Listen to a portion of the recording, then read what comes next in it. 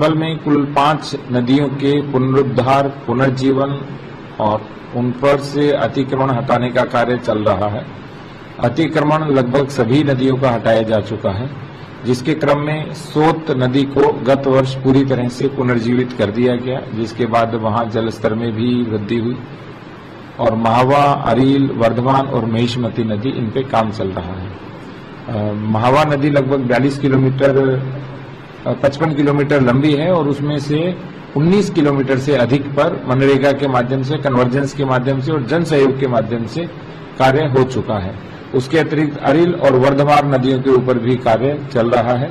महिष्मती नदी के डाउनस्ट्रीम और अपस्ट्रीम का नमामि गंगे के नदी विशेषज्ञ के माध्यम से हमने सर्वे करवाया है और उसका भी डीपीआर तैयार हो रहा है और उसको शासन में भेजा जाएगा और स्वीकृत करा करके महिष्मती नदी का भी पुनरुद्धार किया जाएगा। महिष्मती नदी कुल 87 देव तीर्थों में से महिष्मती नदी तीर्थ के नाम से है और वो कभी संभल कस्बे की जीवन रेखा रही थी, जो वर्तमान में सीवर नाले के रूप में है।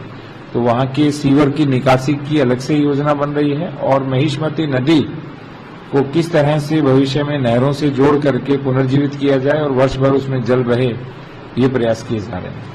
सर, जो नदी सोत नदी के किनारे 10,600 से अधिक बांस के वृक्ष लगाए गए थे और शेष सभी नदियों के किनारे इस वर्ष बांस और अन्य जो स्थानीय वृक्ष है उनका रोपण किया जाएगा, ताकि भविष्य में नदी पर अतिक्रमण नहीं हो, कटान नहीं हो और तटबंध बने रहें।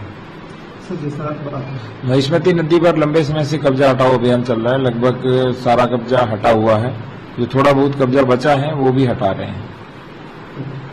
उसमें धारा 67 की कार्रवाई की गई है तहसील स्तर पे, उसका वाद चल रहा है और वो सार्वजनिक भूमि पर बनी हुई है और जैसे ही धारा 67 की कार्रवाई पूर्ण हो जाएगी उसको ध्वस्त कराया जाएगा। सर, लोग स्वतः भी इसको हटाने का कार्य, यदि स्वतः संज्ञान ले तो अच्छा है, नहीं तो न्यायालय के निर्णय के उपरांत उसको हटाया जाएगा।